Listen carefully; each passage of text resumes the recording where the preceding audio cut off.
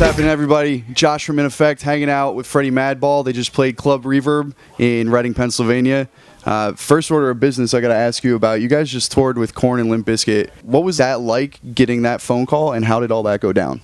Well, it was not exactly a phone call.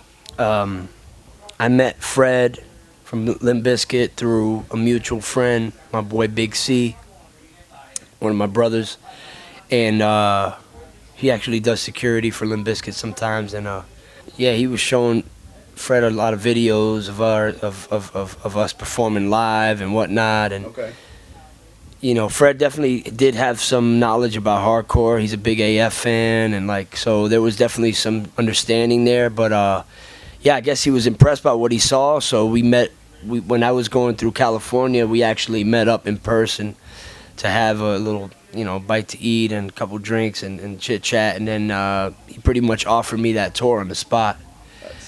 And yeah, so it was like, it wasn't like you know, agents or record labels or anything. Like, a lot of people's, you know, in their minds are thinking somebody bought somebody. So he just came to you man to man and said, "Hey, I think I want to work this out with you." Yeah, that's awesome. Yeah, there's like different kind of perceptions out there and like ideas about what might what might have transpired, but that's how it was. It was on some like man to man, kind of on some real shit, you know. What was the initial reaction you saw from your core fans who have been with you guys for, you know, 20 years? What did they have to say about it?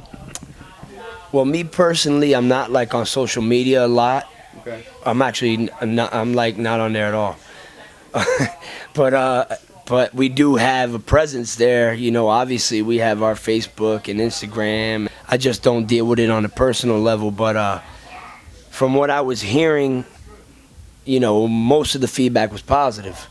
You know, there's always going to be somebody that's like, "Oh, what are you guys doing?" And it's like just all that kind of goofy nonsense, you know. And it's like probably the same kid that didn't buy our last record and didn't come to the show the last time we played their city. That's you. Yeah, but just, you know, wants to say something because, I don't know. Right. You feel, you know, they feel like, you know, it's not hardcore enough or whatever. You know, to try to like diss that situation. But what people have to realize is that we've been in the game paying dues and grinding and doing what we do for many, many years. And we're still grinding, paying dues.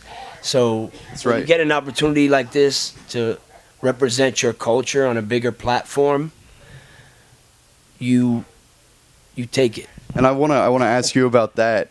How was it playing those huge venues like Wembley Arena and playing to a crowd who might not be familiar with you? How did they receive you, and do you feel like you exposed some new people to hardcore who may not have heard it otherwise? I really didn't know what I was gonna walk into. I mean, we definitely exposed a whole lot of people to hardcore.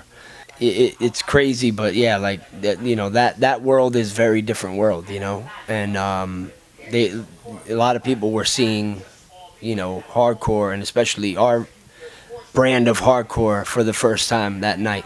And of course there were like always a handful of MADBALL supporters. Like, I would see the shirts out there, and I would kind of like try to connect with them because, you know, I know that they understood what we were doing. But I gotta say that all the crowds were open-minded, because I never heard a boo, I never heard a heckle, I never heard any sort of negative thing, a sigh, you know, there was never a feeling of people being bummed out. It was just like, you know, they gave us their attention, and there was even clapping, and there was even movement at times, some places more than others. But, you know, I think considering everything, it went probably probably as good as it can go for, you know, for us, for an opening band from our genre doing that, you know what I mean? And the fact that you guys can switch from venues like this club, go over there, do something like that. You know, the videos that I saw, it looked like you guys were really like killing it, and that was a cool thing for somebody who came up in the scene and watched you guys, you know, since I was a teenager, to see that and go, man, that's where hardcore's at in 2017. That was a cool thing, I think, for the community. Hopefully it keeps growing like that, you know. I mean, you know, it's always going to be an underground movement. It's always going to be underground music, but there's nothing wrong with, you know, a light being shed on it, and there's nothing wrong with it growing.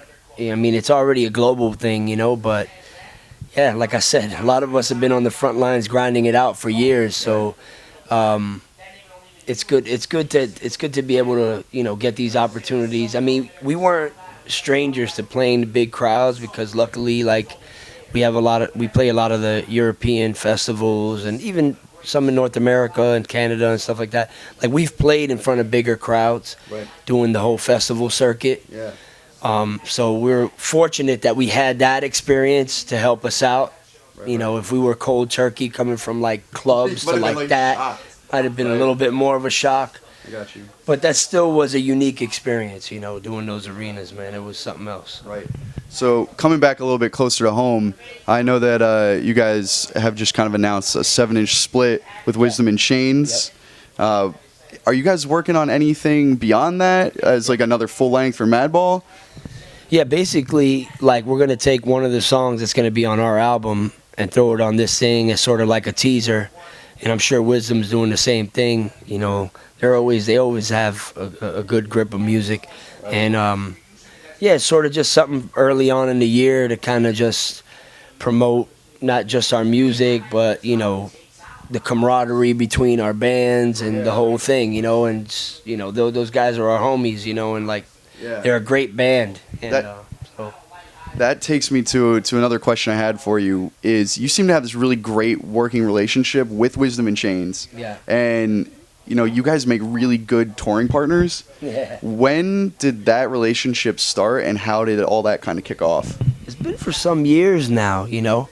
I don't know exactly the date, but, you know, we know Richie from back in the days, you know, playing in all, you know, Crutch and all these bands. You know, like, we've kind of crossed paths over the years for a while, but we really didn't become, you know, have the relationship we have now until they were doing Wisdom in Chains. And I think it's just like we ended up playing together and just kind of sort of, you know, hit it off. And, you know, we're all kind of like very different people, but also have a lot of things in common and a lot of similar values and whatnot. Okay. And so, yeah, you know, You guys always seem to have fun with each other, because I've seen you guys play together a few times, and you guys, you crack jokes and back and forth between the bands. So it's a real organic thing, and then sometimes that happens like that with certain bands. Sometimes, you know, they're one of the few like that we really have that sort of, you know, kind of, you know, brotherly kind of relationship with. And I actually managed Wisdom in Chains for a bunch of years, and I still sort of like I'm in there. I'm there. Right. You know, I'm in the I'm helping them out still, but like, you know, they can handle their own business, you know. But you know, so we're involved like on a few levels. We've been like, you know, friends and, you know, involved in a lot of things together. But yeah, man, touring with those guys is fun, and they're actually like, I really enjoy their music. So that's good. That you know, that makes it cooler when we tour and stuff, because it's like I really enjoy what they put out. So right. Yeah. Well, speaking of other bands that you might enjoy listening to, is there any way you could give us a scoop on anyone who might be involved in Black and Blue Bowl this year? Oh man, I can't divulge that right now, because everything. I tried. Everything is really in the works. You know, there's a lot of cool possibilities. I will say that, right. and some things that people maybe speculate about may or may not happen. So. All right. Well, I'm gonna let you go. I know it's a busy night, and we're getting a little comfy on this couch right now, so we're gonna pop off. Too close for comfort, man. All right, guys. Thank you so much for stopping by NFXHardcore.com. We'll see you guys later. I appreciate that. Nice, short and sweet. I like it. Still here after many hard years, but will you realize you can't kill